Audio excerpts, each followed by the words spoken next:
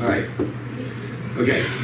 So we left off, we were talking about a controlling spirit. And the controller will use various methods to get their own way. So they'll completely dominate by sheer force of willpower, so the other person always gives them their way. They get angry when decisions are questioned and desires are not granted or fulfilled. And they resort to manipulation to get their own way. So this is, I did a little thing here, I'll explain that later. But have you had somebody with a controlling spirit in your life? And if you did, how did you handle it? Because that can be tough.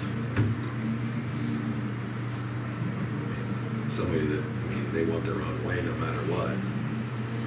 It's hard to deal with that. Is that different than parenting? Probably. Okay. Well, if you're trying to parent an adult, it's different. Then it Well, that becomes a could be problem. different, yeah. But with kids, we're supposed to control them to a point. Yeah. You need it. I think this would probably pop up in the work setting more so, where you get a boss who is, Jeff's shaking his head, where you get a boss who is very controlling and it's my way or the highway type of thing. So, do you know somebody like that, Jeff? I worked with somebody like that for a while. She, when it came to the room, she would make suggestions and expect that we do them. Okay. And So they not weren't all really the suggestions suggestions. were good ideas. Yeah. Like, you know, not having center time and stuff. And after a while, I let her do it. I let it happen. Yeah. So it would fail. Right. And then when she'd complain about it, I'd jump right on and say, well, this is why. Yeah. Yeah, and I mean, like, there were just things that we had, it was Head Start. We had people that come in regularly to observe and don't tell us they're coming in and everything. Oh. And not having a center time, Yeah. you're supposed to have 100 minutes of your day for center time. Now, what's center time? It's just they get to go, like, there are different centers in the room, like Oh, art okay. area, and they get to go to whatever center they want Okay. for a certain amount of time for Right. social skills and things like that. And she just didn't want them to have it.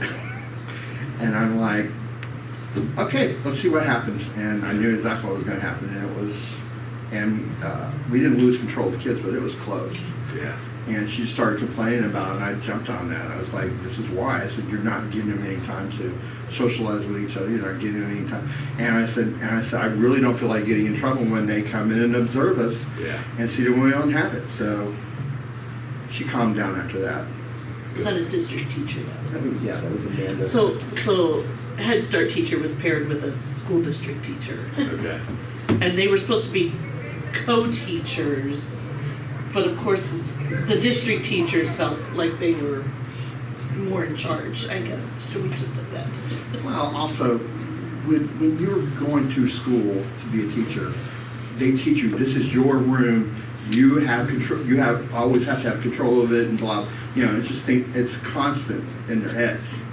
And then all of a sudden they get into a position where they have to co-teach with somebody else. It makes it kind of hard. Yeah.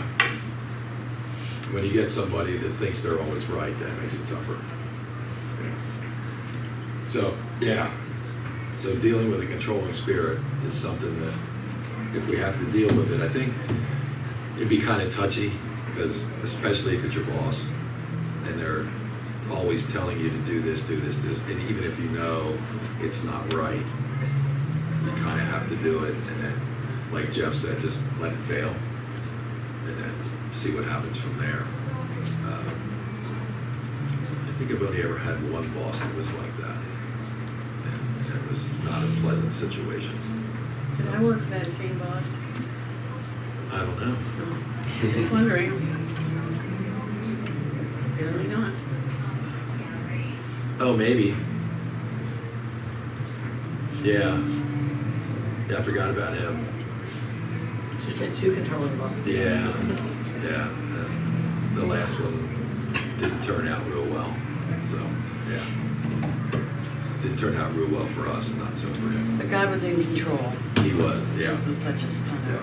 Yeah. Yeah. So, okay. So to finish out that last section, self-control, envy, jealousy, competitiveness, and controlling spirit are all part of a selfish spirit. If someone has a selfish spirit, these other sins can be an outpouring of that spirit. So I put this up here. This is everything that was talked about in the book. So we started out talking about sin, and then he said, what's the remedy? The gospel and the Holy Spirit. And then he started into the sins. And basically, just about everything falls under ungodliness, except for these. Because unthankfulness now, you're discontent with your situation, so you're not being thankful for what God gave you. You're jealous of somebody else, you're not thankful. You're envious of somebody else, you're not thankful for what you have. But all the rest fall basically under ungodliness, and then a whole bunch fall under selfishness. Because these are all traits of a selfish spirit. Why is self-control under there? Self-control under selfishness. It's Well, because the rest of them on that board are like negative things. And I Should it think be lack self-control. of? yeah. I'm sorry. It's lack of. That's what I wondered. I just want to Yeah, make sure. Yeah. I forgot the lack of. But I got it. That's yeah. good. So, but it was just a little diagram. It came into my head the other night, and I thought, well, I'll go in and put it up there. But it was just basically to show all of the potential, respectable sins, but then to give remedy on the other side. So, because now we're down to the last session, which is session 9. And so I will start out with, because he talks about this, it's the first part. How would you define worldliness? And is using the things of this world wrong?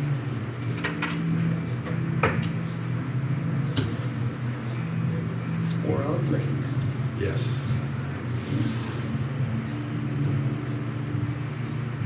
As an individual, it would be my indulging in all the things that are offered, good or bad, and not having any remorse about doing the bad things, or having the bad things, or overdoing, like over shopping, and I don't need those things.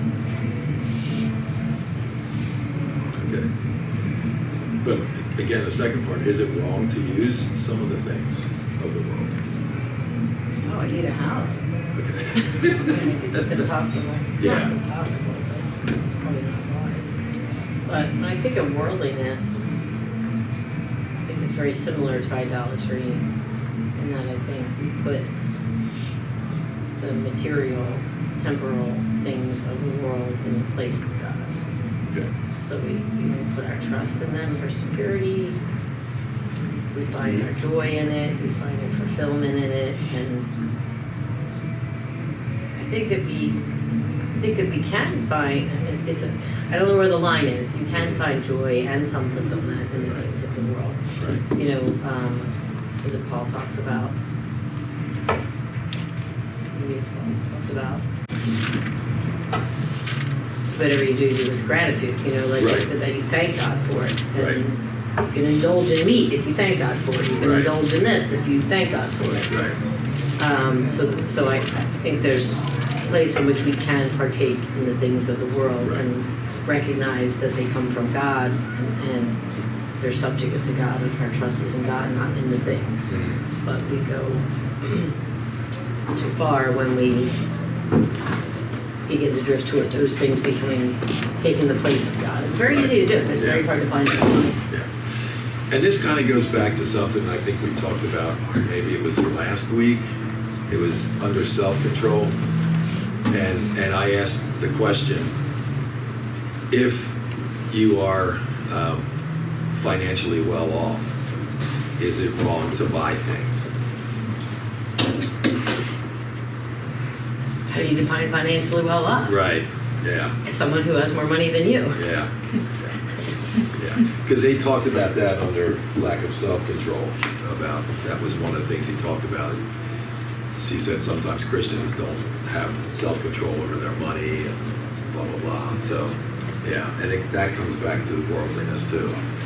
So you want to have You can be that stuff. selfish and greedy and worldly without having a lot too. Yeah, It's just easier to do when you don't have a lot. yeah, But you can be, Yeah. it's the camel, the eye, and the needle. It's Yeah. harder for someone who's wealthy. right. But I know people who have known people that are poor, that are very greedy, stingy, worldly. Well, that's why he said the average credit card debt of an American is $7,000. So, yeah. So, okay. Well, he defined worldliness in a couple different ways. He said it's being attached to, engrossed in, or preoccupied with the things of the temporal life. Going along with the culture as long as it is not obviously sinful. And accepting the values, morals, and practices of society around us without discerning whether or not they are biblical. So, how easy is it for you to just go along with the culture? And what do you do to not do it?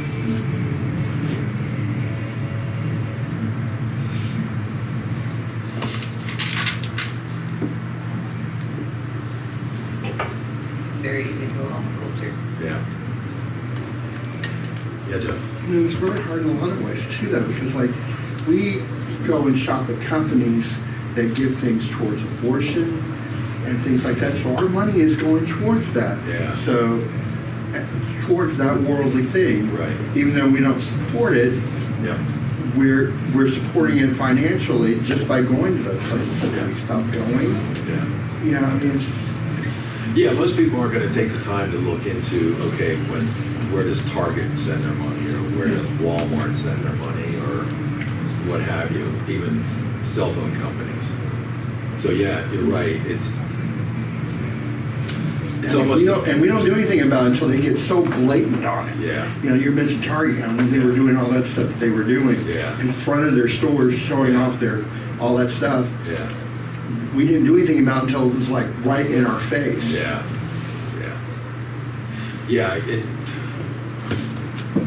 Actually, it's almost like you're going along with the culture because that's the way it is. You got to shop somewhere, and no matter what you do, you're kind of stuck because you don't know who's doing what with their money and so forth and so on.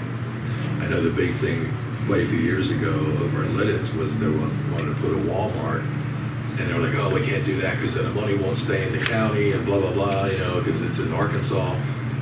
Okay, fine, so they didn't put it in. They put a Giant in, which is fine, that's in Pennsylvania. But then they put a Target in. Well, their office is in Minnesota, so, Actually, Giant is actually not US based either. Oh, okay. So, so what's the difference, But yeah, you're right. I think I was thinking more along the lines of, do we just go along with things that people say in society now just because it's easier to just get along and not rock the boat type of thing? Yeah. But unfortunately, that's where you see, if we're here and the world's here, churches are slowly being drugged this way. I have people in other churches that have told me just things that have been, like Crossroads had a BLM thing on their website to donate to Black Lives Matter, and it's just really interesting where some churches have. Yeah. Kind of got to watch where your money's going, but yeah, and there's been churches in the news that you see, like you said, they're swinging from here, they're getting closer and closer over here to society's morals instead of God's morals. So that's tough too.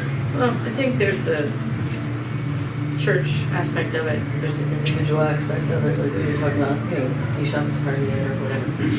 I think the more blatant they get about it, the easier that decision is, but I think to go around and poke every company and find out, Yeah. you just can't like catch up. No. Okay, I need to catch up. You just can't.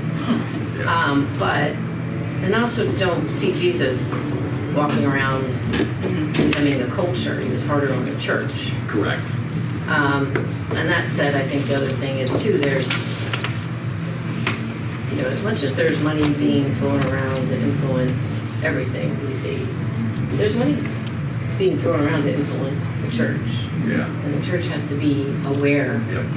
that putting a Black Lives Matter thing on your website is, again, it's kind of blatant. But there are curriculum and things like that that are being funded by people that we don't Yeah. that we don't know. There's forces that I think that are, if you think the forces that are trying to change the world are not trying to come into the church and change the values of the church, then Right. it's just naive. I mean, it is happening. Yep. Yeah, and the church is supposed to be the shining light in society, and because of that, what you're saying, the shifting is taking that away. You are getting away from focusing on the gospel Right. of salvation that changes people's lives, and we're focusing on, just social programs that are, going to change people's lives. Or even the 5 ways you can have a better marriage, or the 3 ways you can better parent, or, even that can be as close. Deception happens Right. when it's closer to Oh yeah, when it's closer to the truth. the truth, Yep. right? Yep. And so I always use this illustration of years ago when I was young, many years ago. Counterfeit money was a lot easier to detect. Yeah. It's a lot harder to detect now. Oh yeah. Yeah. Because you have to look at the light, you have Yeah. to see certain types of light. And special pen. And all that, because it's Yeah. gotten so much closer to Yep. it, the truth. And so that happens in the church too, is that even good intentioned churches, if you lose focus, Yep. you will drift, because we do have an enemy. It's not just the sin within us, Right. it's the sin within our culture, Yeah. but we're part of it. Oh, yeah. And we have to guard against it. That's why I love this book, because this Yeah. book was like, where am I at Yeah. as an individual? Because I can look out and see everybody else very easily. Yeah. That's pretty much what it's doing to the Yeah. other people in the class. It's Yeah. like we were at game night last night, and I said, if I do a respectable sin, all you have to do is whisper, respectable sin. Because we've grown up and lived our lives not having it pointed out. And so some of the sins are ingrained, and I want to be told. Because I want to learn that this one is what I'm doing, and I need to reevaluate what I'm saying or how I'm feeling. But God did give us all our emotions. We just can't take them to the extreme. Right. So, Did you get called out? oh yeah. Were you being too competitive? they're relentless. Were you being too competitive? No, I don't think that That would would be- be. You don't have to. I just thought competitiveness was like. That's natural on a game night. As soon as you said that, I'm like, game night. Y'all were too It's fine. competitive, Yeah. right? I I'm not was. trying to pin you down for yourself. Most of my life, I was very competitive in games. I'm like, let's play a game, let's play a game. And then I would whip his butt. And I felt good about it. And now I'm realizing. Meaning you would boast about it. To him, yeah. And I was the sore loser, so we canceled each other Great out. combination. But as I grew in Christ, I was just, God peeled layers of crap off of me. And all these negative things that were up front and very visible are gone. So when you ask questions about, well, how does this, I have to think back, because I don't have jealousy anymore. Yeah. I'm going to use this word, and God's going to change my situation. I'm content. And I used to say that, and He would take us to another country, or He would get us to move, or He would, or Ray would come home and say, God told me to go back to college. I'm like, okay. Yeah, things change. Yeah, So, and yeah. I'm good with it now. Yeah, I mean, even our culture's changing every day, and we just, like Joe said, some of the things get so close to the truth, we just have to be careful and constantly be on guard that we're not falling for the deception that's getting close. Yeah. So, all right, and under worldliness, he talked about three things then. First thing he talked about was money.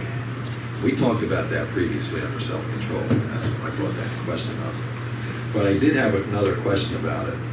Is it wrong or evil to have wealth? And why or why not? Depends on what you do with that wealth. Okay. I think it's in James, it says, it does not say money is evil. It says it's the root of all evil. The love. The love of money, right? I worked for a millionaire. And before I really got to know him, I would look at him and think, what are you doing? I mean, you know, he's flying here and he's taking his family there, and he's doing this and he's doing that. And then as I continued to work for him, I realized what he was doing was taking his money, a good bit of his money, and using it for God. He would send people on missions trips. He would invite people to his home, and they would have fellowship and good Christian. He would help people see. You know, he wasn't a preacher. He was just a millionaire. He would slip money to people who didn't have it and say, somebody told me to give you this. And it's usually when they needed it. So it's not bad to have money. It depends on what you do with it. Right. I really like what you just said. He wasn't a preacher. He was just a millionaire, because I meet some incredible people who will talk about their retirement planning and what's next, and they've just spent their whole life working their butt off intelligently as business owners or you know, smart people, saving and investing wisely. That whole time they were giving aggressively. They were part of their church. They were facilitating trips and time with their family. And you just look at them like, you really just did everything right. But that whole time there was still just enough to go around. And now we're having conversations about, okay, this much is for you to do what you want to do, which is still good, wholesome things for their family. This much is for you to give now. This much is for your family now. This much is for you to leave behind for charity. This much is for you to leave behind for your family. Like, and there's nothing wrong with that. I can't see anything where that person with wealth has handled this the wrong way. I've got many examples of that. There's many examples the wrong direction. Yes, yeah. But there's many examples the right direction. You're right. There's examples of both, you know. Yep. And you think about the people who are multi-millionaires, but they're unhappy. Yep. It doesn't matter how much stuff they get, they're unhappy. So something is missing in their life, and what's missing is the gospel. Yeah, okay. Well, he also talked about a decline in money being sent for foreign missions. Basically, he's saying 3 cents of every dollar that's given is going to missions, and the rest is staying in the church for programs and so forth and so on. I don't know how accurate this is, because, you know, I don't know what other churches do for missions. Like I know what we do, how many people we support. So I don't know what the percentage is. And I don't really need to know. But he just made that comment. I thought that was kind of odd. I thought it was a weird comment too, because I wasn't understanding why he was saying it. I guess, I mean, it's an interesting observation, but are we are we supposed to be giving? Like, is that something that God or Jesus has told us to be doing, or was he just saying we should be giving to missions more? But I don't know. I was confused by that because I was just kind of like, I felt like he was condemning something, but I didn't know why. In a way he was, because in the beginning part of that paragraph, he said back in the, I forget, 1950s or whatever, Yeah. churches were giving 10% Yeah. to missions, and now, fast forward, it's down to 3%. Right. Why does that matter? I guess is my question. Yeah, and that one I can't answer. I mean, I guess would he's- love to support it more, but I guess I just Yeah. was trying to figure out why he included it. I think he's trying to say it should be more, is basically what he was trying to say, Yeah. without actually coming out and saying it. It's interesting and I've read this book like on my sabbatical, so it was over the Yeah. summer, so it's a long, so I haven't picked it up since. She hasn't now. But when I think about that, I love the way he wrote, because I felt like he wasn't condemning, but he was always convicting me. And it's really easy to look at others. And I was reading yesterday in Mark, and where the woman pours the Yeah. expensive, And everybody else. and everybody's had- like, well, that could have Yeah. been used this way. Right, right. And Jesus says, and I was telling Betsy about this yesterday because this was, and he says, the poor you will always have with you, and you can help them anytime you want, but you will not always have me. But what struck me about that text was the poor will always be here. Not like that's a good thing. Right. But we as a church, we as politicians, we as whatever, is like, we're going to eradicate poverty. It's like, no, you're not. Yeah. That's worldliness. That's, Yeah. You know. Yeah. And then, but you people that are complaining that this happened, that she did with her stuff, Right. her way, Right. you can help the poor anytime you want. Right. But the problem is sometimes the people the loudest complaining about the help that's not being done. Right. Or They're ones not- that aren't doing anything. They're not helping, and it's Yeah. like, and I'm trying to be careful. Like, am I looking at myself, and like now I'm doing the same thing. So Yeah. it's trying to be careful not to be. Well, they're not helping, but Right. that's what struck me there is that when Jesus said that, it's like you can help the poor anytime you want. Yeah. Are you? And that's meant to be convicting, not condemning. Yeah. But that's on me as a communicator, but also Right. you as a listener, Yeah. or me as a listener and you as a communicator. However, Yeah. it's Yeah. I would say regarding missions too, I think the way I look at that is, taking the gospel to places where it isn't saturated like it is, Here. we'd say in the United States. I mean, we're post-Christian maybe now, but I think that that's a biblical mandate to take the gospel to the world. Right. So that would be fine. But I would also And that's in the first chapter of Acts. Yeah, Jesus yeah, tells yeah. them that, yeah. But I would dig deeper into that too, just because the church isn't, the church policy is giving less, doesn't mean that Christians are giving less to missions. I know a lot of Christians who are tithing and then, giving to missions. So maybe it's just structured different. I'd be more interested to know how much Christians are giving to missions versus what they were in the 50s. I'll give you an example of that. When we were raising our money to go to Belize, when we left, we only had 2 churches supporting us. Everything else was from people. Yeah, individuals. Individuals. And some non-Christian individuals were supporting us.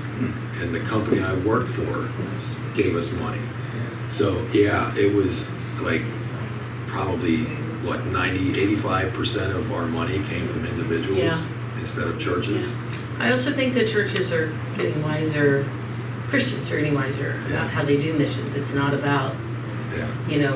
sending Brittany to another culture and she has to spend 10 years learning the culture and, Right. and come back every year and Yeah. things like that. It's raising up missionaries indigenous missionaries from within, so Right. the cost is.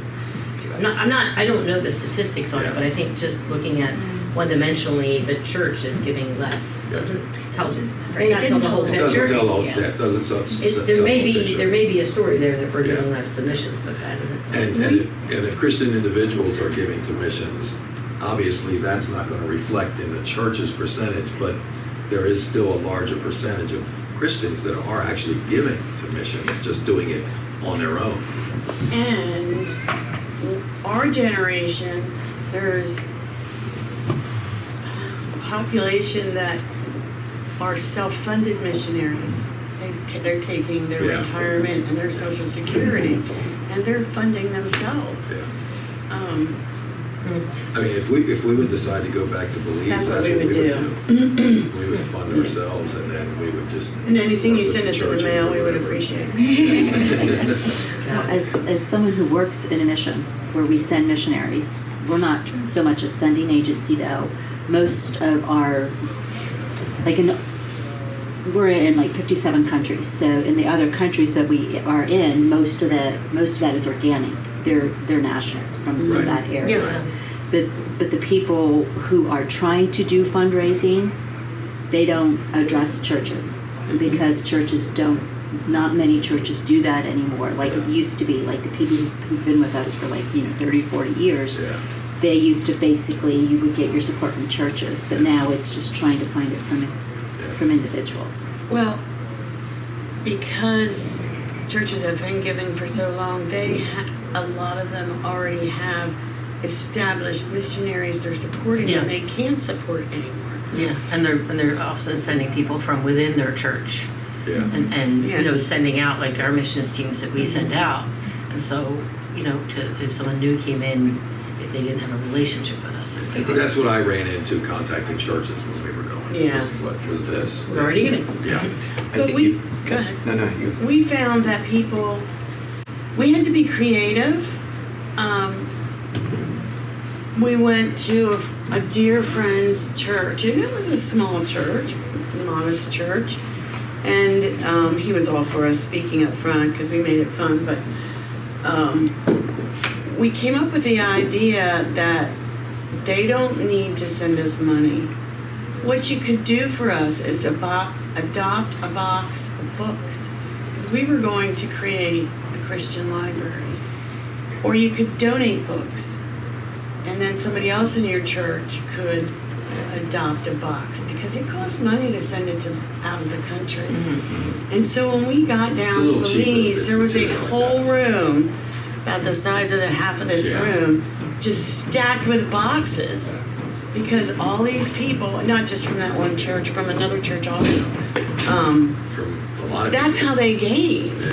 You know, Yeah. so that was like $70 once versus $100 every month, or $50 every month, whatever they could give. And then we had a guy who had money, ran his own business, and really good friends with us. And he came to us and said, I can't give you financial support. We didn't even ask him. He felt he needed to explain this to him. And he said, I just committed to 21 wells for fresh water, and they were like $1,000 a piece. And we said, it's okay. How can I help otherwise? I said, well, we need a place to store our furniture, because we know we're coming back. He said, I have a warehouse. Yeah, Yeah. So Yeah. that saves you money. Yeah. Yeah. Yeah. For almost a year, we used his warehouse. Yeah. Ray, I think you mentioned it earlier about not just global, but like local and regional Yeah. missions. It's like how we define missions is, we send them there and Right. away. Yeah. It's like Right. we have a local responsibility, and all of us have an opportunity in our families, in our neighborhoods, in our workplaces, wherever we are. Yeah.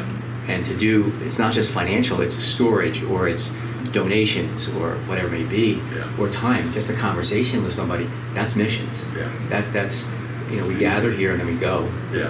into the world. Yeah. And the world is, it's so much easier to go there Right. and then come back and go, okay, now I gotta live. Yeah. Well, don't forget, you're supposed to be missionaries to your neighbors. Yeah. Well, yeah. I mean, you look at what Jesus gave them in Acts, first book of Acts, and first chapter, and the first thing he says is, go into Jerusalem. So start with your home area. And that's the same thing here.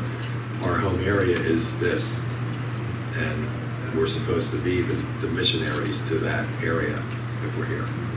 So yeah, I'm not sure what he was trying to get at. I mean, supporting foreign missions or whatever, but yeah, I think you got to look at the bigger picture and realize that, yeah, maybe the churches are only doing that, but what are Christians actually giving towards missions on their own? So, okay. He made another statement in there that kind of tossed me around a little bit, and he was talking about tithing and how it seems to be no longer a biblical concept that people are using. But he followed that up with saying about, God doesn't really need our money.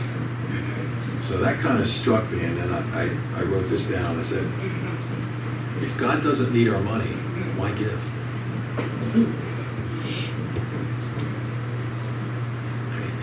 That statement he made just kind of hit me in the head, and I'm like, okay, well, then what are we doing? I think there's two answers to that. One is, we give, if you accept the premise that God doesn't need our money, then it's that we're the ones who need to give. We need to let go of our money. It's for us. I think that's partially true. Yeah. I don't know if I hate to say God needs, because God can do whatever God wants. Right. But that God chooses to work just the way he chooses to work through human beings. Yeah. He could do it directly. He chooses to do that. He chooses to work through our resources. And if there's a pastor who used to say, how much ministry does $100 get you?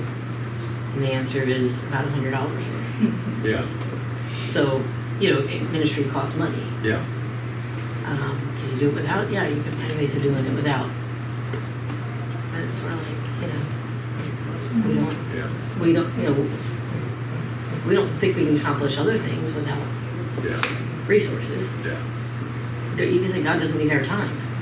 Yeah. But Yeah. does he? I mean, is that Yeah. fair? God doesn't need anything, but maybe God has put himself in a position where he chooses to need our time. Yeah. That makes sense? Yeah.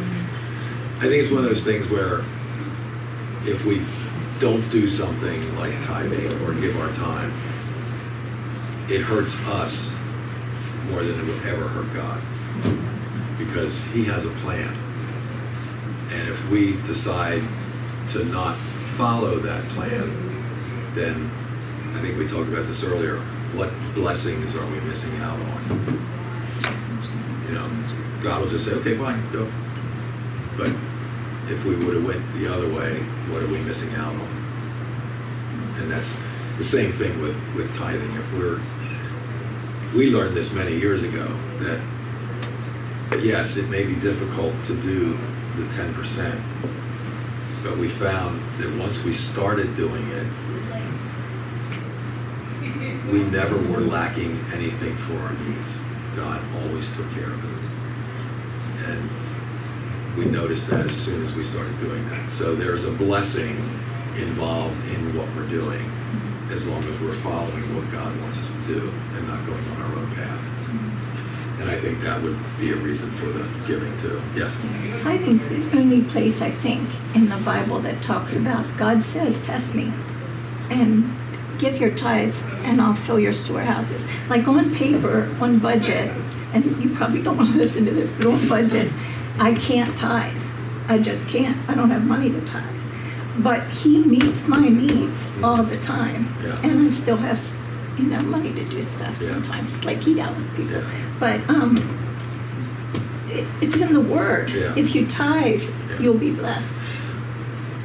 That takes me to the story of people giving in the temple, and the Pharisee goes in and puts all his money in and says, oh, thank God I'm not like these other people and this poor woman over here. And then another rich guy comes in and gives his money, and then this poor lady comes in and gives her last 2 coins. And Jesus looks at the apostles and said, she gave more than the other people combined, because she gave from her heart and she gave everything she had. So same thing. As long as we're giving with the right mindset, like that lady did, God will meet our needs. Yeah. Okay. All right, moving along. The next thing he talks about is immorality. he talks about vicarious immorality, enjoyment from reading about the immorality of other people in newspapers and magazines. He includes movies and TV programs in this, about living vicariously through that. So I thought of this thing. Have movies and TV programs become more explicit? And has the rise of pay channels made that worse?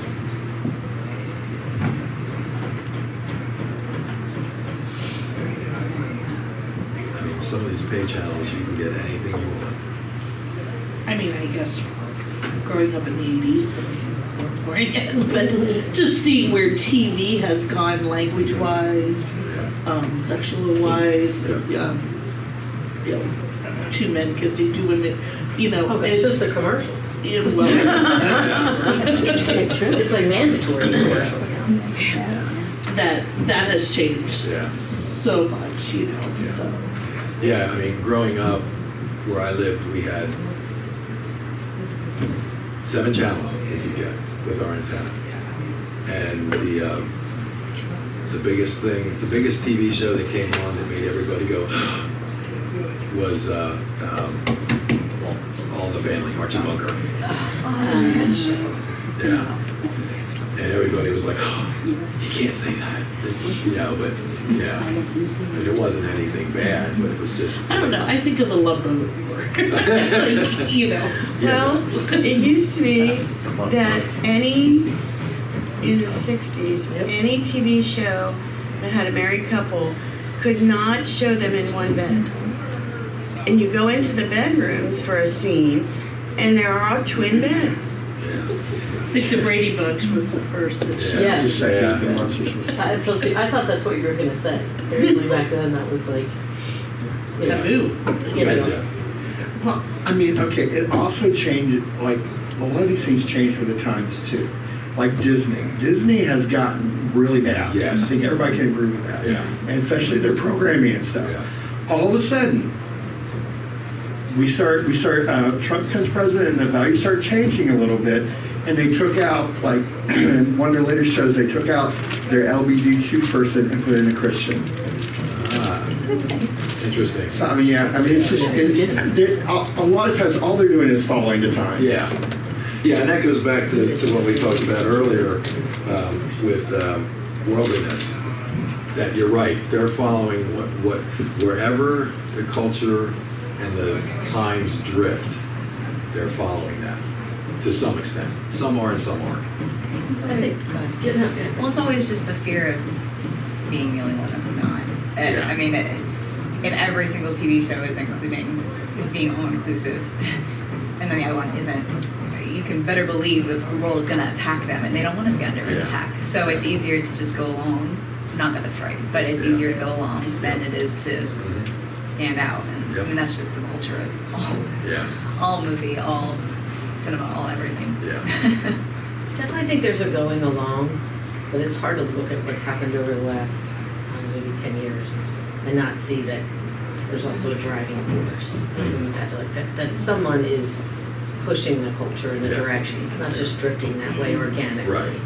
I think we're about to find out what that is, but I think that, yeah, there's definitely a sense of going along to get along and wanting to, you know, appease the culture, but then there's also a sense of definitely forces that are shaping the culture in a certain direction. So we didn't get where I don't believe we got where we are organically. I believe that it's been. Oh, there's a driving force behind everything. Yeah. I would just say that to your question is like, is it more today than it was before because of all the pay and all that? I think it's just more visible. I mean, it's always been. Sin has been here since. I mean, you go back in the Old Testament, read through the New Testament, look at our times. Yeah. It's just, the sin is it's greater in terms of numbers. Right. But we have, like you said, we had 7 channels. Yeah. Now we have however many. It's not just channels. But hundreds it's out of there. things, yeah. And it's just, but it's we live in a permissive culture that we always have. You just go back to the beginning of time. It's like, sure, we can do that. Sure, we can do that. Sure, we can do that.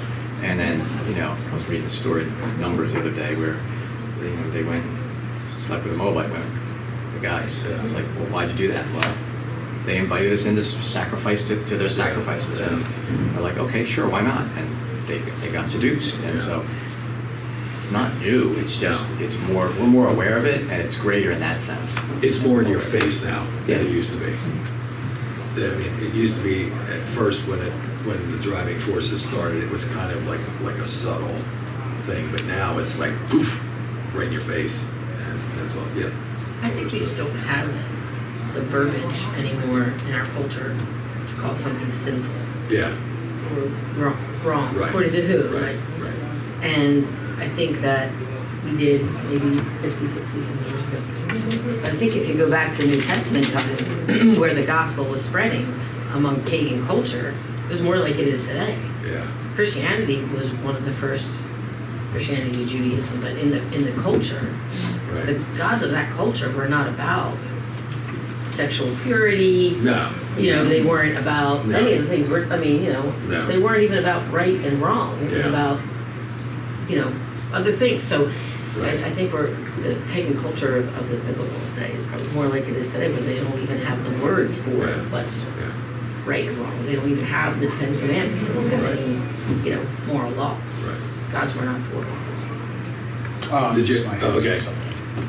What's hard for me is I think the flip side to this is what's allowed culture to aggressively foster so much immorality is probably the same things that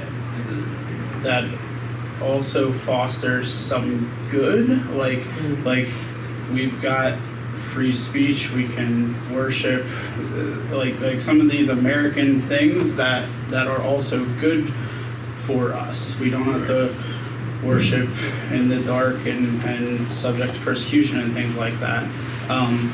But that's also what's fostered that everybody can create these sinful things so quickly and easily, and that spirals maybe quicker than the good things. Yeah.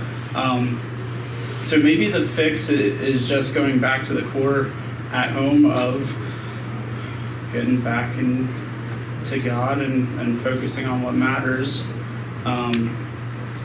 I think even more than just, TV programming, things like that is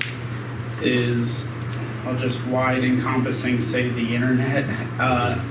We're not parents, but I think the hardest thing right now has to just be the fact that your 5-year-olds are gonna know what's on the internet quicker than you are, Yeah. and Yeah. how you stay on top of that. Yeah. It's tough. And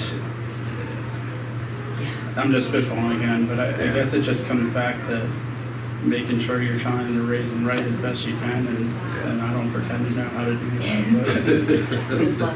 Yeah. Hey, people that are parents don't pretend to know how to do that either. Well, I can't imagine, the challenges that you're talking about. Yeah. Our kids grew up, didn't have cell phones until they were maybe teenagers. It was just, Yeah, we didn't same have here. cell phones until they were teenagers. Same here. But, yeah, the kids having access to the internet, that just, Yeah. I mean, we didn't have a computer in the house till our kids were almost teenagers. right. Well, and I think we're past the point.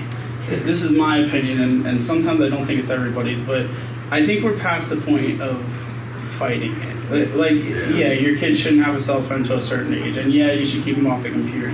But you gotta embrace it at a point. Like, they're gonna need. They're gonna get it anyway. Right. Yeah. So it's not like we can just pretend these things don't exist, and then all of a sudden they're 18 and the world teaches them this. So I don't know, I look at the school system, they're sending kindergartners home with Chromebooks to do online schoolwork on a day off.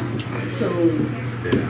Well, there are studies out now that are showing I can't remember one state that got rid of cell phones in school, and they're showing like that the grades are coming up and students are doing better.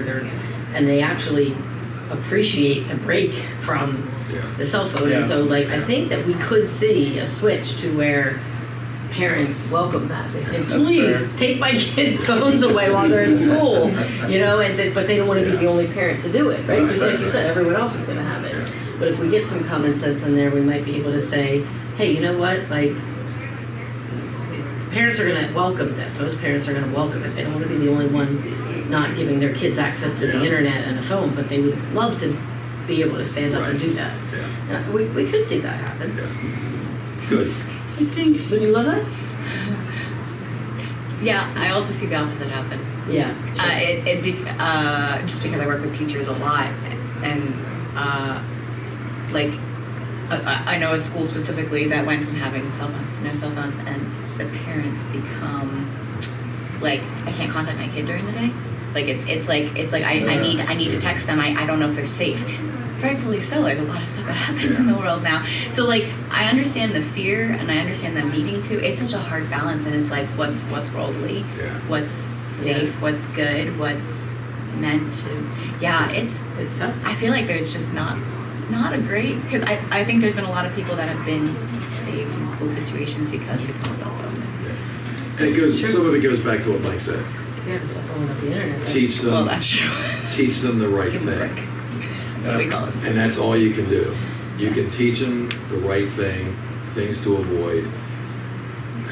But my parents did that. But as a kid, I learned more out on the street than I did at home. Not saying because there were no electronics. right, there were So no you were out in the electronics. street. So I was out in the street all the What's your time. social influence? But that's why they say a lot of kids are like dealing with mental illness because they're not, you know, touching grass, right? They're not playing free play like you're talking about. You know, There's no downtime. They're just. I was just thinking about it the other day. We're all three of us. My son's home. We're all sitting there staring at our phones. I'm like, the whole human race now is just walking sure I around like wasn't this doing all that. day. Like you Not couldn't me. even imagine that Yeah. 20 years ago. Videos. I don't go on video. Go ahead. Yeah, so I think the internet certainly provides an opportunity to have access to more sexually explicit content. Yes.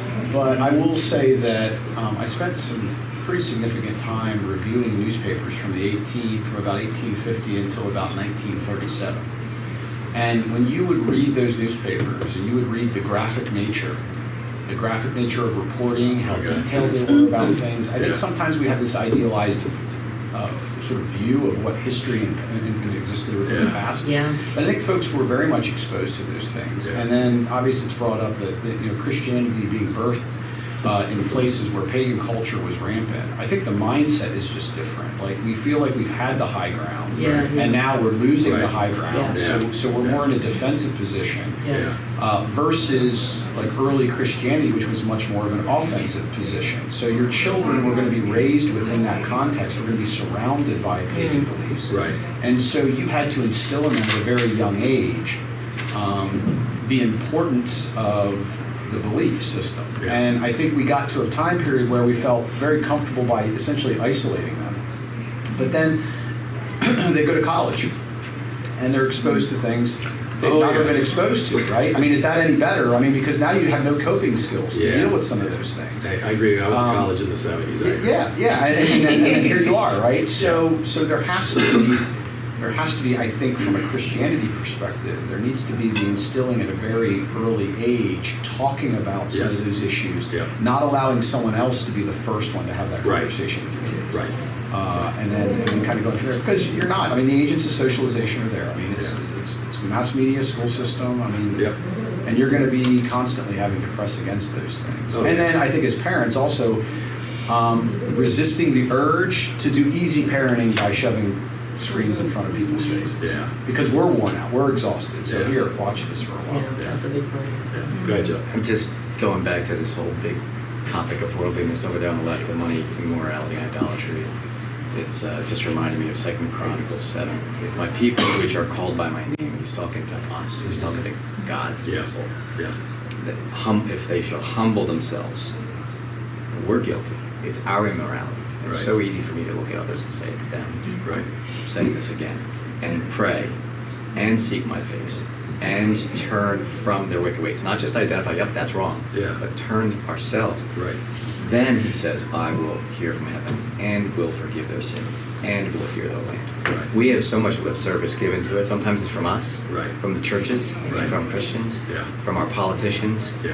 They'll quote stuff like this. They'll reference it. They'll say, "Yeah, we've got the right person in local or state or Right. federal Federal, office," and it's like, do we have leaders like this? Yeah. Are we leaders like this? Yeah. It starts with us. It's what I love about the prophets. The prophets, the good ones, they say, you know what? They confess to God Yeah. on behalf on behalf of themselves and the people, Right. just like Second Chronicles talks about. And that's, I think, where we need to look is at ourselves. Yes, the world is sinful and awful in so many ways, but God wants us to reach the world. So it starts with us recognizing our respectable sins and the ability to just transfer it on to others. Well, they have all these respectable sins. Well, I have them too. Right. Yeah, I we think- talked about that either last week or the week before, referencing Matthew 5, where we're talking about judgmentalism. And it's like, take the log out of your own eye first before you go to your brother, and make sure that you're doing what you should be doing before you go to your brother. Well, that segues into what I was going to say.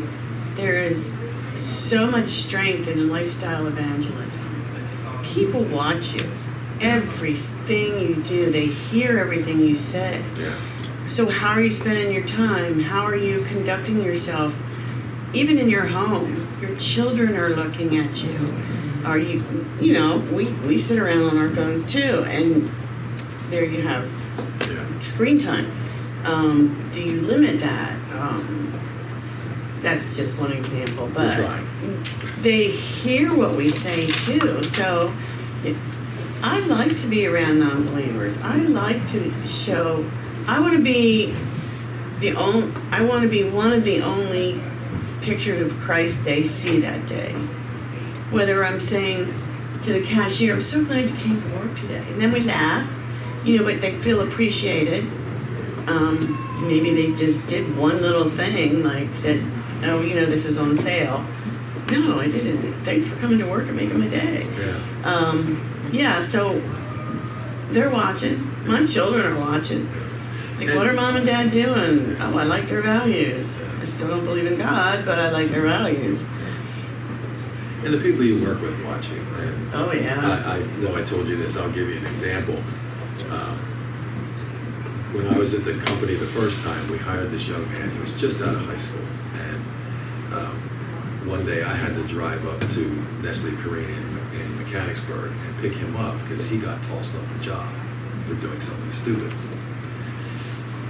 Fast forward 5 years, this young man is now the manager of any of our people that go to work at Starbucks. He's their boss at 23, 24. And I was out there one day, and he came up to me, and he was laughing. He said, he said, "You coming up to yank me out of Nestle was the best thing that ever happened to me." He said, "Because I ended up here." And he had a good teacher. And then he looked at me and said, "Bud," he said, he said, "I see the way you live your life." And he said, "You're the nicest guy I've ever known." He said, "But you pick two professions that everybody hates." I said, "What's that?" He said, "Safety and football referee." And we just started to laugh. But again, this young man was watching what I was You're doing. listening. And yeah. How you greeted people, how you talked to them when they did something wrong. Of course, Didn't judge it in any moment. he might not have said that when I picked him up at Nestle, Right. because I used some words I don't normally use with him and then drive back. But yeah, so yeah, it's out there. We're exposed to it. Our kids are going to be exposed to it almost no matter what we do, and it's just going to be a matter of, okay, are we going to teach them the right thing and we follow what God says, or is the world going to overtake them? The right thing could also be teaching them how to cope with Yeah. what they're Yeah. faced with, Yeah. what they're learning Yeah. in the world. Yeah. And segueing into that, because he goes into this, then he talks about modest dress, and he's specifically talking about women. But I actually believe men can be included in that too. I'm sure there's things men wear that might be a little on the edge of the modesty scale. So although he's just including women and he's talking mainly about college girls, I would include men in that too. And people, he said, people, even Christians, are going along with the style and fashion of the world today. But then he focuses mainly on men, but I think women can be included in this too, for lustful looks. So in other words, somebody's wearing something rather revealing and they catch your eye and you know, whatever, lustful looks. And he categorizes the lustful looks as an acceptable sin. Can somebody read Matthew 5:27 and 28?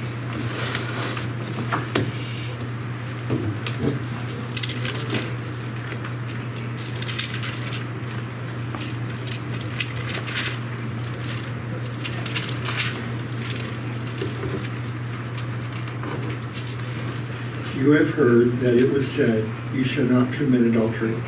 But I tell you that anyone who looks at a woman lustfully has already committed adultery in his heart.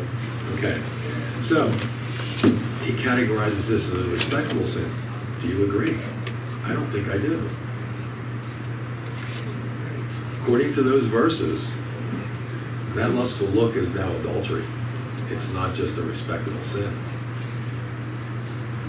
Or am I wrong? But it's acceptable, and that's what we're talking about, respectable sins. Okay. So, yeah, it is adultery, but it's an adultery that society accepts. Okay.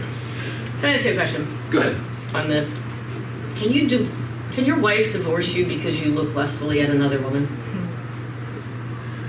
Does she have grounds for divorce because Excellent you committed question. adultery? Interesting. See, I don't think we really believe that Jesus is literally saying this is adultery. He's Right. saying you've committed adultery in your heart. In your You've heart. committed the act. You've taken the first step. Right. I don't think he's saying you're actually guilty of adultery. Okay. I don't think we really believe that either, because otherwise we'd say, you looked lustfully at a woman. Right. Right. You know, Never I have go to grounds the for beach. divorce. And then the only way I would associate that is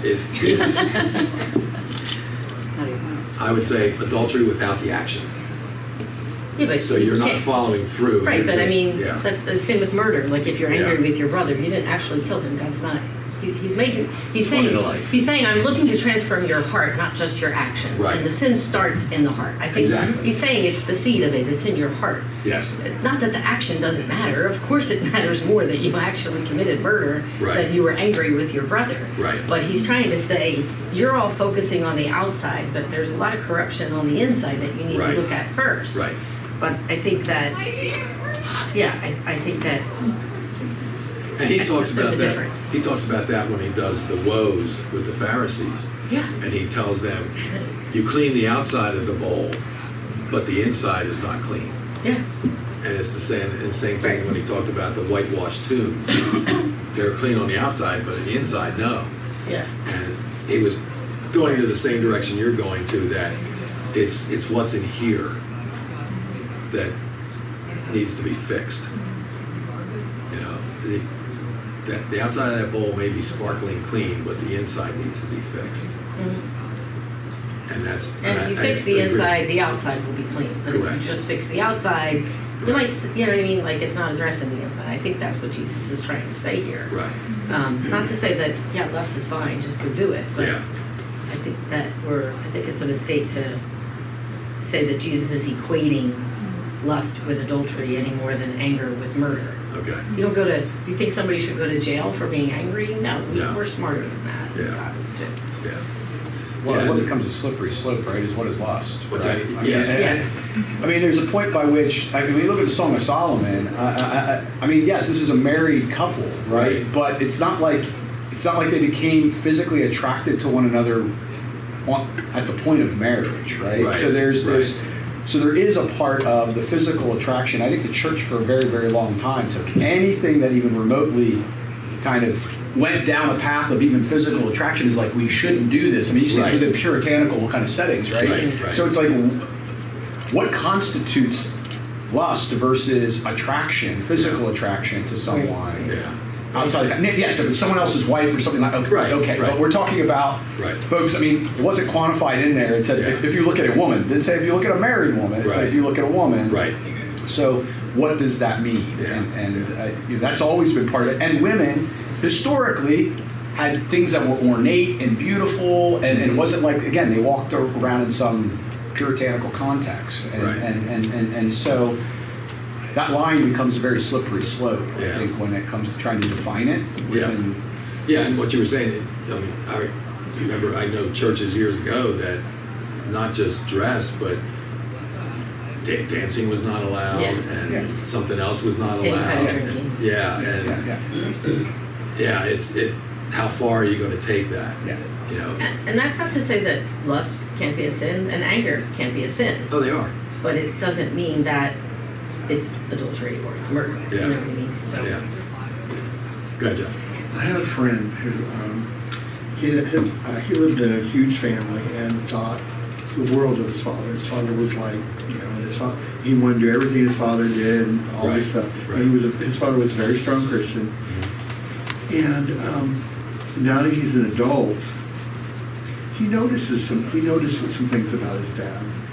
And he actually said some stuff about him. He was like, they were at a restaurant and he said, and he looked at him and he said, you realize every time that waitress goes by, you look her up and down every time. And he was like, it struck him that nobody's perfect, including his parents. Right. But it's all in the way you do it, I think. Yeah. It's, and he wasn't, the dad even said he wasn't aware that he was doing it. Yeah. And yeah, I mean, I will admit, I've probably done the same thing a couple times here and there. We used to have a friend years ago that I said something about looking at other women. He said, I'm married. He said, I'm not dead. It's like, oh, okay, I kind of guess I kind of get that, but yeah.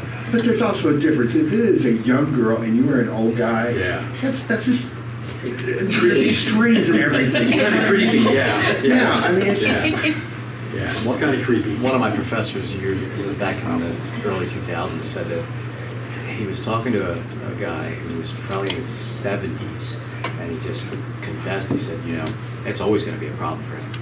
That the lust. He's just being, he's honest about it. That even into his 70s, he's still like, but he's not excusing. He's just saying that it's an area of immorality because there's somewhat of an idolatry to the female physique and look, and so I think the puritanical wardrobe was like kind of a counter to that. It's like, let's just wear a burlap sack and no one's going to know. They'll look at your ankles if they're exposed, and it's like you have to be aware that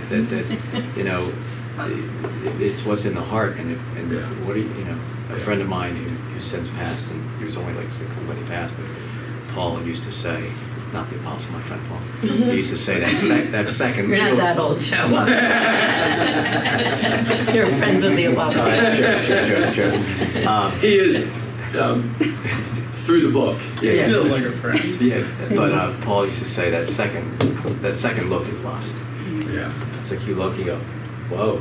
Yeah. And it's like, and so now whether it's an up and down look or it's an obvious look or it's conscious or unconscious, it's like seeing people the way God sees they're made in God's image and trying to recognize that look that can be a concern because it's all over the place. It's all over the place. Not just going to the beach or to the mall or wherever. It's like just someone who has a personality or who has who's a wonderful father or mother or parent or friend.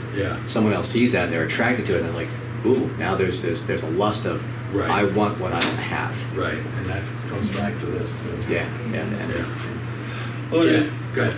if I just sort of share one more comment of where my head's going on this, pulling it all together, if we're all sinners in our own way, I do think there's a really big difference between, hey, I thought about one thing and I acknowledged it and I was honest about it and I'm attempting to not make that part of who I am, versus, hey, I looked at her every time she walked by, or I told my friends about it, or I cheated on my wife. Like, we're all gonna sin, and so if you're working to not do that, that's a really big difference from those who make it part of who they are. Yeah.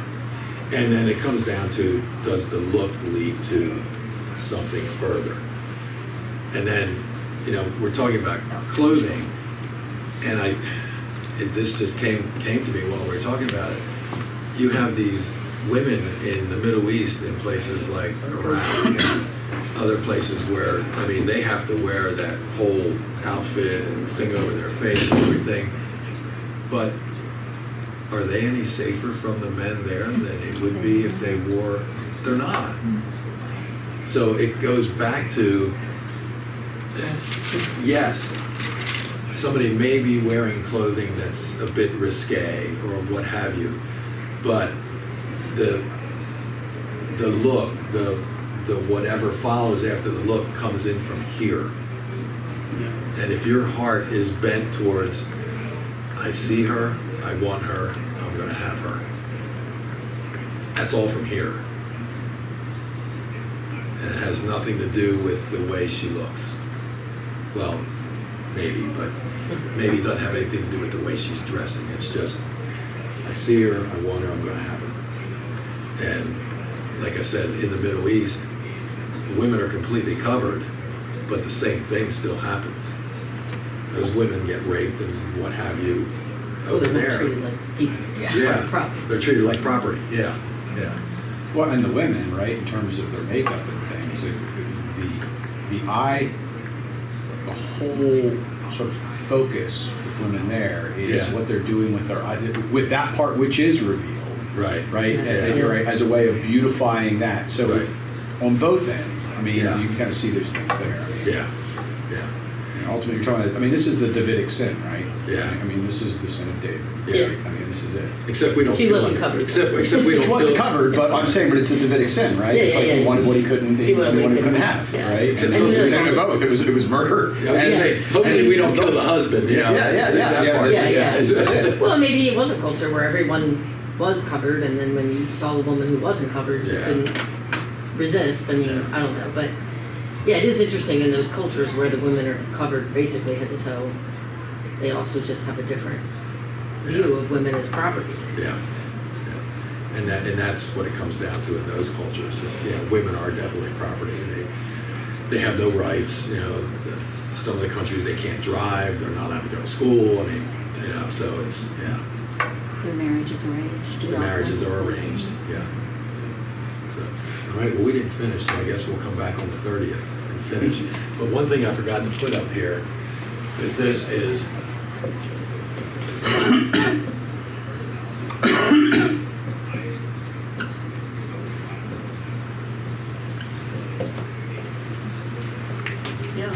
We need to do this so we can do that. And when I was standing here, I just thought of that I didn't put that up there. I think it goes both ways. You have to have that to prompt you to do that. Yeah, It's a circle. it's a circle. Yeah. It all kind of ties together. But if you don't, I guess, still talking Christian aspect, if you don't really know this, You can still. you're probably going to have trouble doing that. It's the knowledge of the gospel and the offer Right. of forgiveness that's Mhm. unconditional, Right. that says I can confess and repent. Right. If I'm living say I'm in a relationship where there's no grace, there's control, and I'm not going to be forgiven, then I'm going to hide my sin Yeah. and not tell you I messed up because you're going to judge me and hurt me or harm me. And it's the same with our relationship with God. If we know that God has infinite grace, He died for us, then we can say, I messed up. Yeah. It's the grace, it's the gospel that allows us to repent. But yes, repentance isn't necessary. I've heard the gospel often, not often, but I've heard the gospel kind of preached without repentance, and you can't have that either. Yeah. And and without the repentance and the whole thing, that goes back to something we did way back at the beginning, where I asked the question, if God already knows we're gonna sin, then what does it matter if we keep on sinning? He already knows we're gonna sin, so we might as well sin. Romans 6. And what's that? Romans 6. Yeah, I mean, that's kind of circle logic, but I'm sure some people would think that, oh, well, what does it matter? You know, he already knows. I'm going to do it anyway.